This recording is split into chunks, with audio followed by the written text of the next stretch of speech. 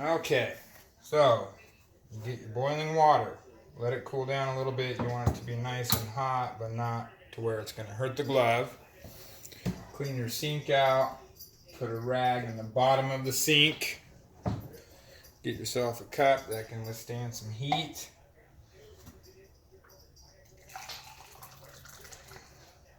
If you get your water too hot, it might screw your glove up.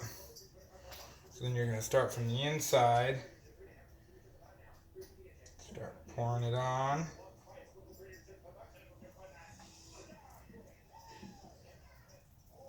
Make sure you get the inside really good. That's really the main part when it comes to breaking your glove in. The palm quite a bit. You don't want it to absolutely soak up. But the heat and the water is going to allow your glove to kind of stretch out.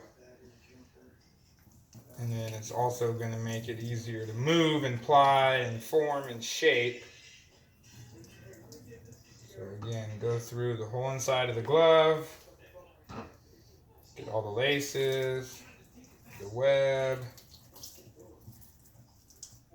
Again, you kind of want to let the water kind of fall off of it. You don't want it to sit and puddle up and soak all the way through.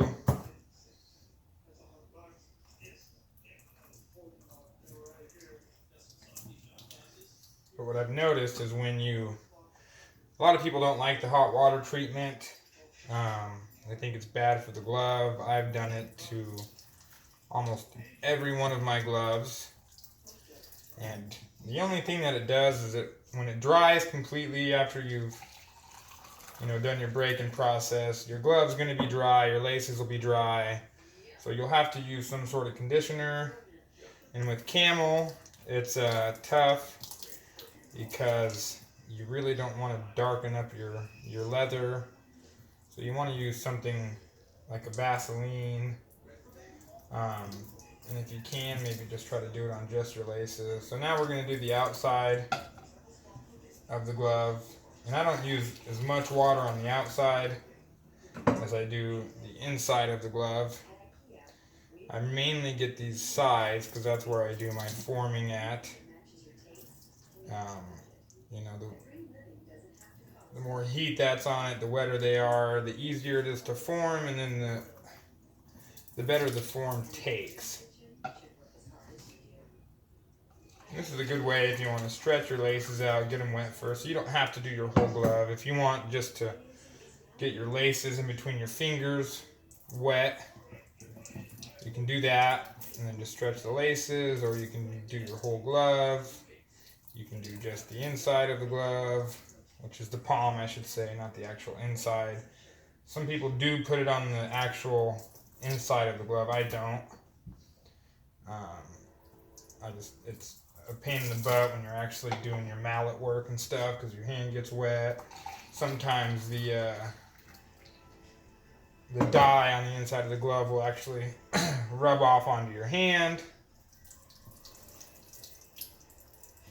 And then on my palm, on the very last run, I'll let a little bit kind of hang out in the palm. So that's probably about all I'm going to do on that. And typically, I'll be wearing gloves, but I'm going to cut it off. See, now you can see it went from not being able to move at all to now I can actually move it pretty easily. Okay, I had to move out to my garage because I don't want to be pounding in front of my son. So now I got a special softball one that I made. I wrap it in a towel so that way the dirt from the ball doesn't get into your palm. And you're just going to get that pocket going. So you're going to want to hit it right there in your pocket. I use a softball because I typically play softball, so I like to have my pockets made for that. So just kind of pound it. Keep that palm down.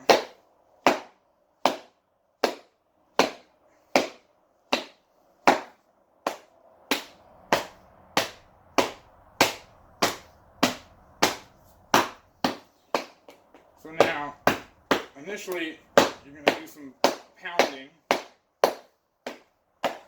Working on your pocket.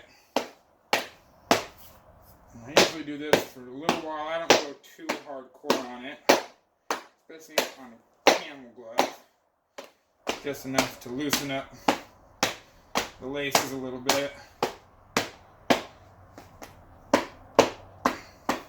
And then normally I will actually pound the sides in, the edges in, and I'll do that probably off camera.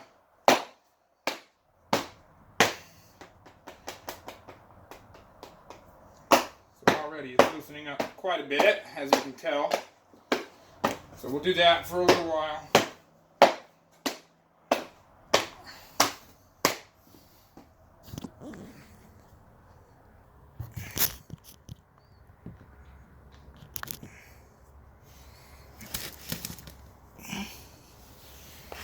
Okay.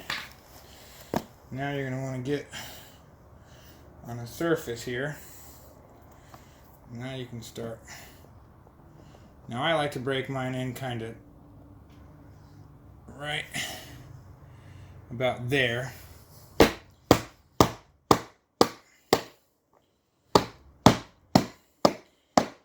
This is going to start your break point.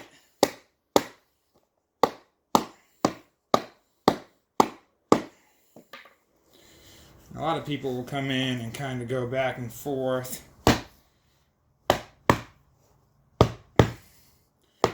Which is fine. I normally don't do that. Maybe a little bit.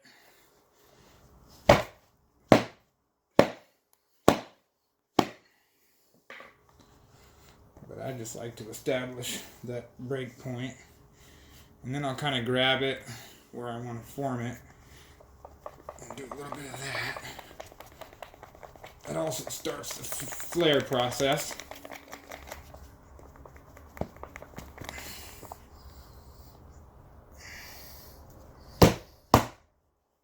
Normally I would be kind of stopping and doing the forming in between, but while it's warm you want to get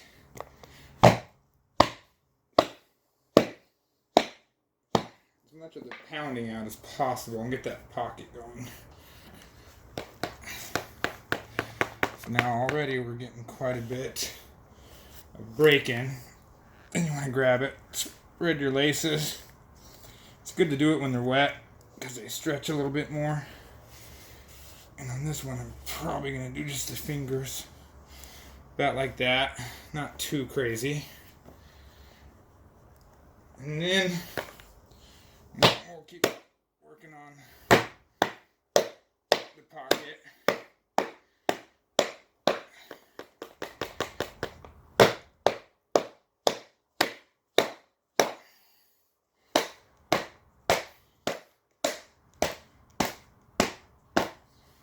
And really after that, you're just going to mess with it. I usually go sit on my couch and then I start kind of doing my forming, which when I form, I like to kind of keep that in and I'll just keep playing with that. And I'll actually get another towel on a camel glove because I really don't like touching the camel too much, because what happens is that starts to dirt from your fingers starts to kind of come off on it. So I'll get either some gloves on, some latex gloves, or just kind of work with it with the and you can see, and that's basically the start of it. Once we get that kind of rolling over, and keep flattening your palm throughout the process. If you start seeing bubbles come up, keep that palm flat where you want it to be, and you can just keep forming it and working it, and do that for a little while till it gets to where you want it to be. Once you've worked on it for a while, what I do is I let it sit in the form that I want overnight, and then by the next day it's usually dry. It'll stiffen back up once it's actually dry, and that's when you're going to oil it. Use what you want. Nakona glove oil is really good. Doesn't darken it up too much. Do light coat, and then it'll start to loosen up again as you play with it more. So that's the process that I use. I know a couple people have asked me. Seems to work fairly well. Any questions? Feel free to ask.